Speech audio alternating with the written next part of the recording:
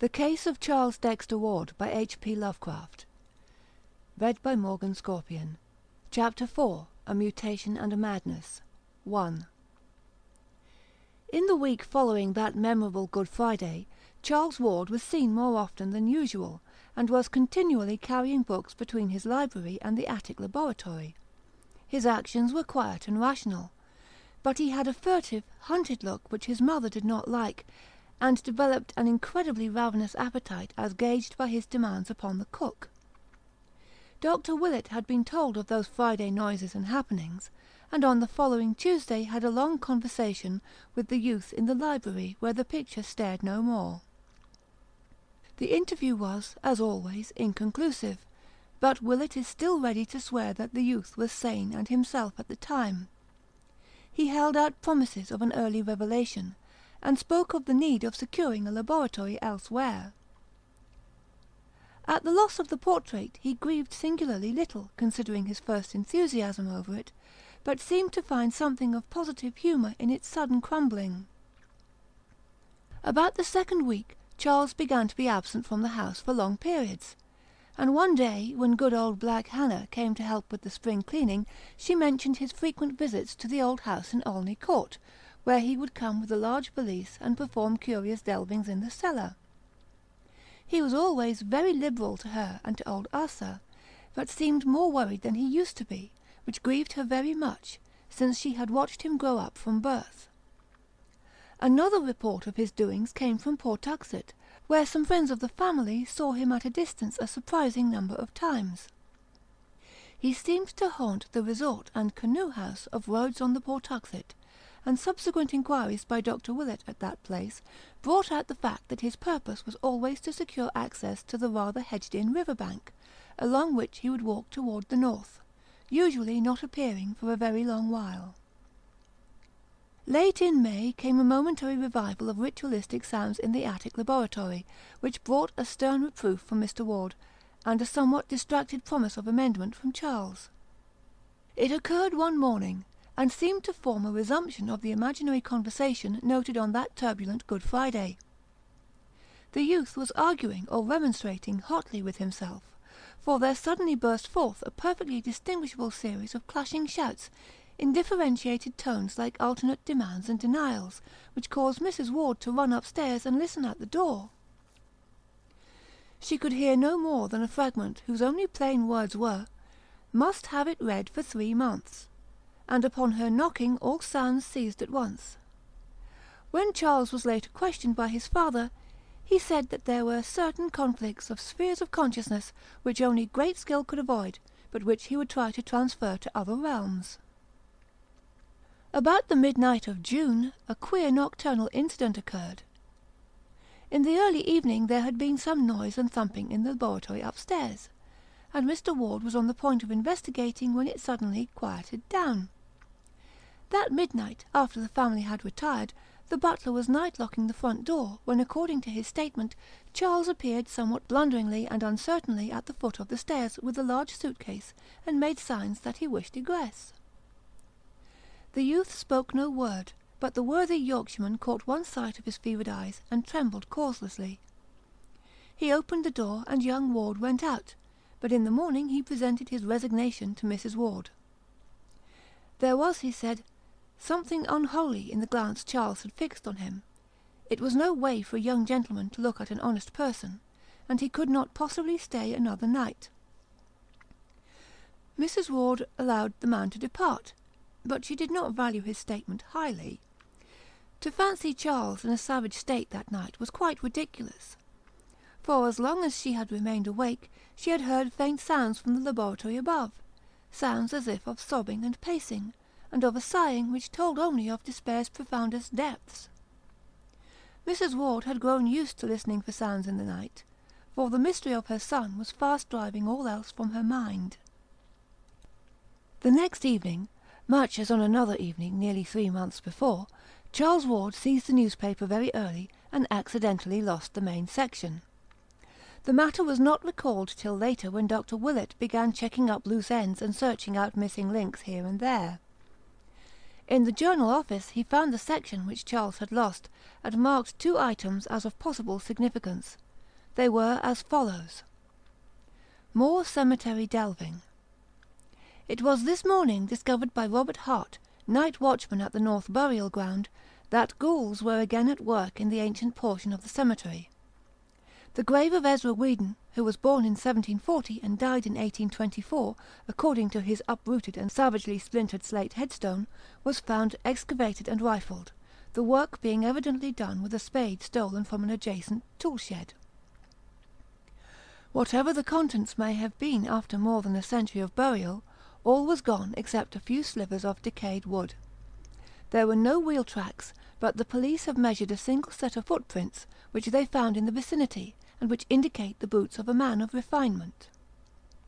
Hart is inclined to link this incident with the digging discovered last March, when a party in a motor truck were frightened away after making a deep excavation. But Sergeant Riley of the 2nd Station discounts this theory and points to vital differences in the two cases. In March the digging had been in a spot where no grave was known, but this time a well-marked and cared-for grave had been rifled with every evidence of deliberate purpose, and with a conscious malignity expressed in the splintering of the slab, which had been intact up to the day before. Members of the Whedon family, notified of the happening, expressed their astonishment and regret, and were wholly unable to think of any enemy who would care to violate the grave of their ancestor. Hazard Whedon, of 598 Angle Street, recalls a family legend, according to which Ezra Whedon was involved in some very peculiar circumstances, not dishonourable to himself, shortly before the Revolution. But of any modern feud or mystery he is frankly ignorant. Inspector Cunningham has been assigned to the case, and hopes to uncover some valuable clues in the near future. Dogs noisy in Pawtuxet.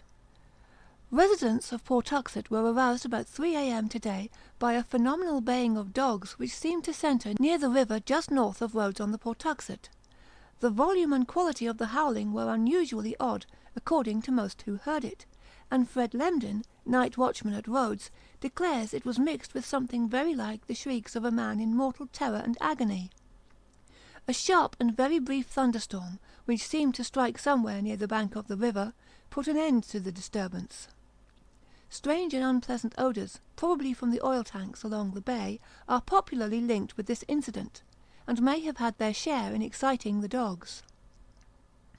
The aspect of Charles now became very haggard and hunted, and all agreed in retrospect that he may have wished at this period to make some statement or confession from which sheer terror withheld him.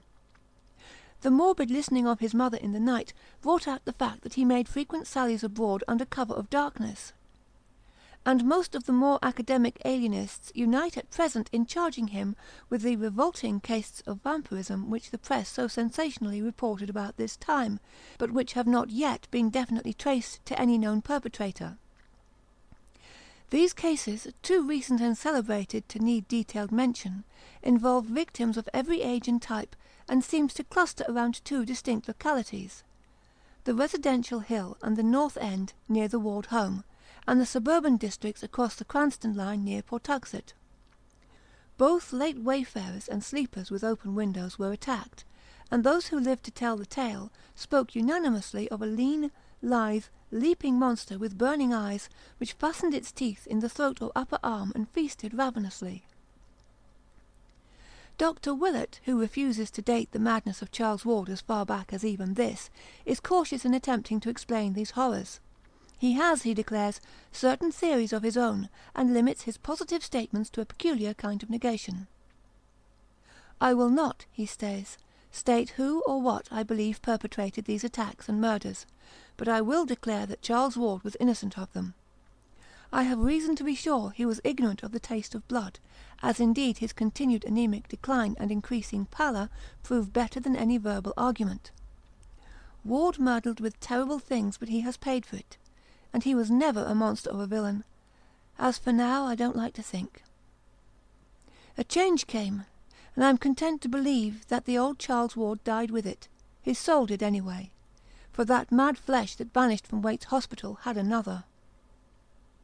Willett speaks with authority, for he was often at the Ward home attending Mrs. Ward, whose nerves had begun to snap under the strain. Her nocturnal listening had bred some morbid hallucinations which she confided to the doctor with hesitancy, and which he ridiculed in talking to her, although they made him ponder deeply when alone. These delusions always concerning the faint sounds which she fancied she heard in the attic laboratory and bedroom, and emphasized the occurrence of muffled sighs and sobbings at the most impossible times. Early in July, Willett ordered Mrs. Ward to Atlantic City for an indefinite recuperative sojourn, and cautioned both Mr. Ward and the haggard and elusive Charles to write her only cheering letters.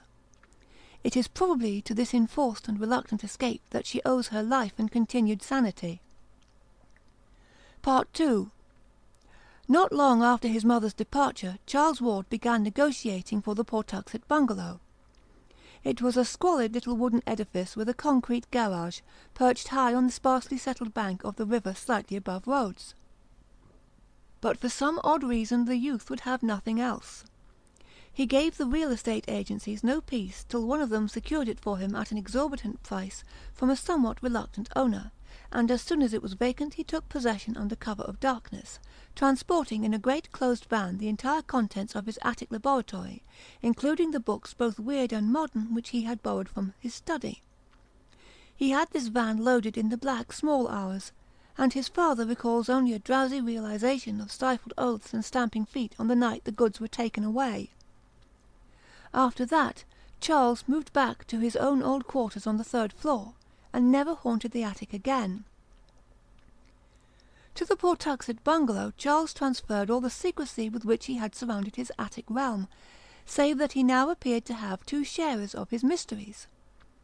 A villainous-looking Portuguese half-caste from the South Main Street waterfront who acted as a servant, and a thin, scholarly stranger with dark glasses and a stubbly full beard of dyed aspect, whose status was evidently that of a colleague. Neighbours vainly tried to engage these odd persons in conversation. The mulatto Gomez spoke very little English, and the bearded man, who gave his name as Dr. Allen, voluntarily followed his example. Ward himself tried to be more affable, but succeeded only in provoking curiosity with his rambling accounts of chemical research. Before long queer tales began to circulate regarding the all-night burning of lights, and somewhat later, after this burning had suddenly ceased, there rose still queerer tales of disproportionate orders of meat from the butchers, and of the muffled shouting, declamation, rhythmic chanting and screaming supposed to come from some very cellar below the place.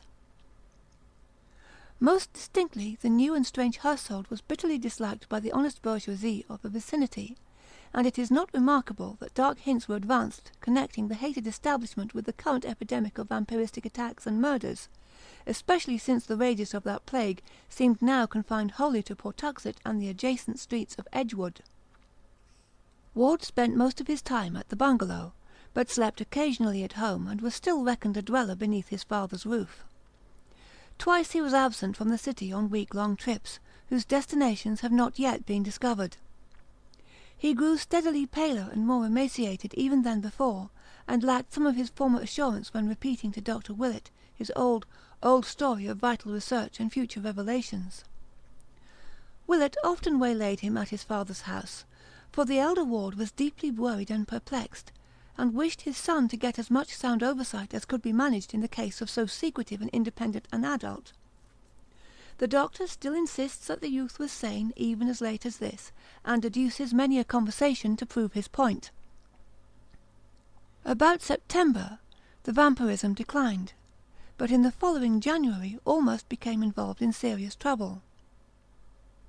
For some time the nocturnal arrival and departure of motor trucks at the Pawtuxet bungalow had been commented upon, and at this juncture an unforeseen hitch exposed the nature of at least one item of their contents. In a lonely spot near Hope Valley had occurred one of the frequent sordid waylaying of trucks by hijackers in quest of liquor shipments, but this time the robbers had been destined to receive the greater shock, for the long cases they seized proved upon opening to contain some exceedingly gruesome things, so gruesome in fact that the matter could not be kept quiet amongst the denizens of the underworld. The thieves had hastily buried what they discovered, but when the state police got wind of the matter a careful search was made.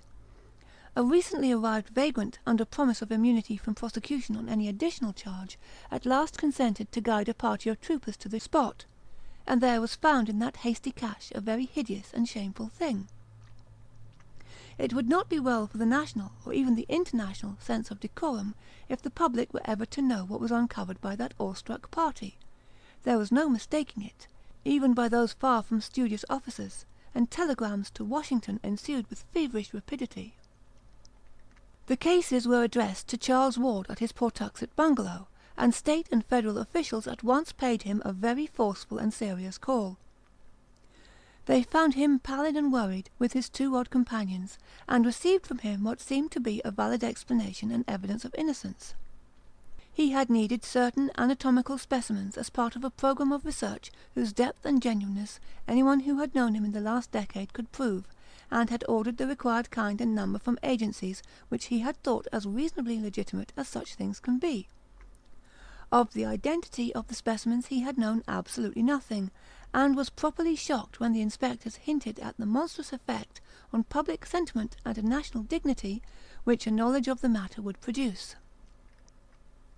In this statement he was firmly sustained by his bearded colleague Dr. Allen, whose oddly hollow voice carried even more conviction than his own nervous tones, so that in the end the officials took no action, but carefully set down the New York name and address which Ward gave them as a basis for a search which came to nothing.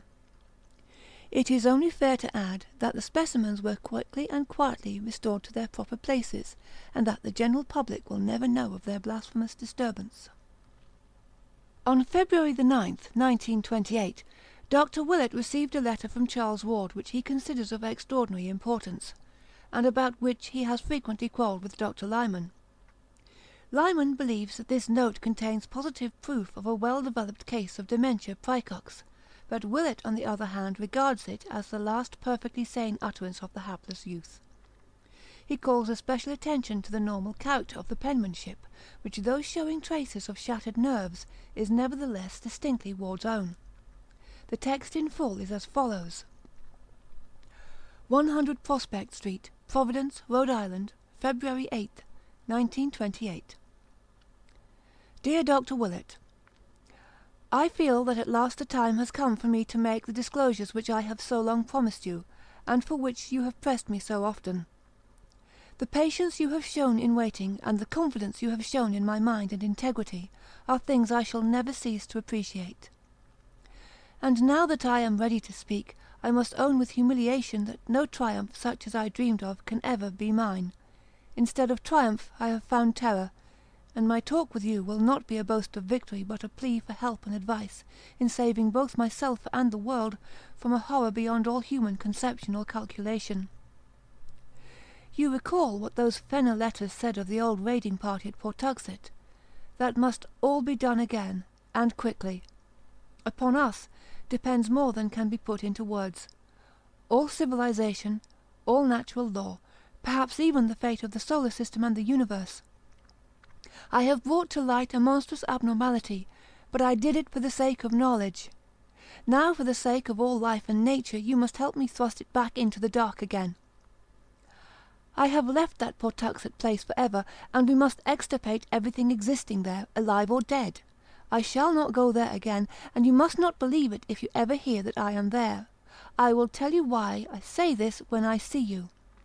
I have come home for good, and wish you would call on me at the very first moment that you can spare 5 or 6 hours continuously to hear what I have to say. It will take that long, and believe me when I tell you that you never had a more genuine professional duty than this. My life and reason are the very least things which hang in the balance. I dare not tell my father, for he could not grasp the whole thing, but I have told him of my danger, and he has 4 men from a detective agency watching the house. I don't know how much good they can do, for they have against them forces which even you could scarcely envisage or acknowledge. So come quickly, if you wish to see me alive, and hear how you may help to save the cosmos from stark hell. Any time will do. I shall not be out of the house. Don't telephone ahead, for there is no telling who or what may try to intercept you, and let us pray to whatever gods there be that nothing may prevent this meeting. In utmost gravity and desperation, Charles Dexter Ward. P.S. Shoot Dr. Allen on sight, and dissolve his body in acid. Don't burn it." Dr. Willett received this note about 10:30 a.m., and immediately arranged to spare the whole late afternoon and evening for the momentous talk, letting it extend on into the night as long as might be necessary. He planned to arrive about 4 o'clock, and through all the intervening hours was so engulfed in every sort of wild speculation that most of his tasks were very mechanically performed. Maniacal as the letter would have sounded to a stranger, Willett had seen too much of Charles Ward's oddities to dismiss it as sheer raving. That something very subtle, ancient, and horrible was hovering about he felt quite sure, and the reference to Dr. Allen could almost be comprehended in view of what Pawtuxet gossip said of Ward's enigmatical colleague. Willett had never seen the man, but had heard much of his aspect and bearing, and could not but wonder what sort of eyes those much-discussed dark glasses might conceal. Promptly at 4 Dr. Willett presented himself at the Ward residence, but found to his annoyance that Charles had not adhered to his determination to remain indoors. The guards were there, but said that the young man seemed to have lost part of his timidity. He had that morning done much apparently frightened arguing and protesting over the telephone, one of the detectives said, replying to some unknown voice with phrases such as, "I am very tired and must rest a while. I can't receive anyone for some time. You'll have to excuse me. Please postpone decisive action till we can arrange some sort of compromise, or, I am very sorry, but I must take a complete vacation from everything. I'll talk with you later." Then, apparently gaining boldness through meditation, he had slipped out so quietly that no one had seen him depart, or knew that he had gone until he returned about 1 o'clock and entered the house without a word. He had gone upstairs, where a bit of his fear must have surged back, for he was heard to cry out in a highly terrified fashion upon entering his library, afterward trailing off into a kind of choking gasp. When, however, the butler had gone to inquire what the trouble was, he had appeared at the door with a great show of boldness, and had silently gestured the man away, in a manner that terrified him unaccountably. Then he had evidently done some rearranging of his shelves, for a great clattering and thumping and creaking ensued, after which he had reappeared and left at once. Willett inquired whether or not any message had been left, but was told that there was no one. The butler seemed queerly disturbed about something in Charles's appearance and manner, and asked solicitously if there was much hope for a cure of his disordered nerves.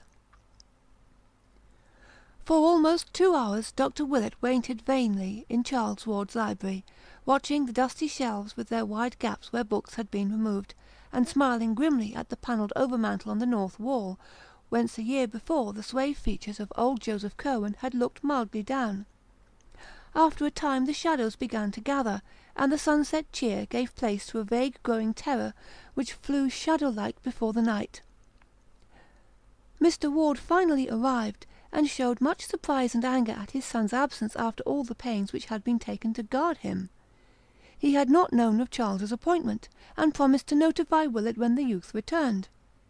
In bidding the doctor good night, he expressed his utter perplexity at his son's condition, and urged his caller to do all he could to restore the boy to normal poise. Willett was glad to escape from that library, for something frightful and unholy seemed to haunt it, as if the vanished picture had left behind a legacy of evil. He had never liked that picture, and even now, strong-nerved though he was, there lurked a quality in its vacant panel which made him feel an urgent need to get out into the pure air as soon as possible. End of Chapter 4, Parts 1 and 2 of The Case of Charles Dexter Ward by H. P. Lovecraft. Read by Morgan Scorpion.